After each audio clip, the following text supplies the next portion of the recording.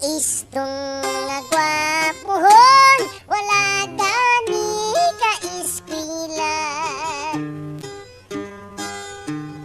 Wala siya'y trabaho, wala sa siya'y asawa.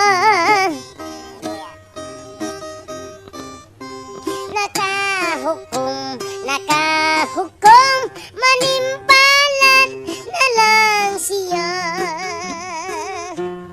Milarga sa Manila, sa Maynila siya milarga. Damay putos ang iyang dala. Sa Maynila is watir ang Pinoy ananiya.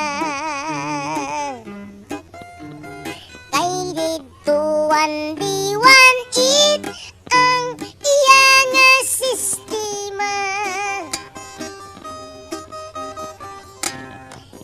Isulod siyang trabaho nga illegal delikadua. Nahimo siyang drug pusher, nahimo siyang drug pusher sa Cebu ug marijuana. Nadakpan si istong natiklo na disgrasya. Didala sa munting lupa, 20 anyos ang sentensya.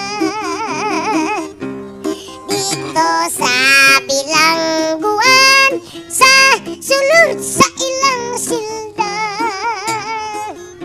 Mga lawas ipalabay, lawas ipatik-patikan, iduwing-duwingan pa. Si istong sa istorya, nagdaro na lang siya.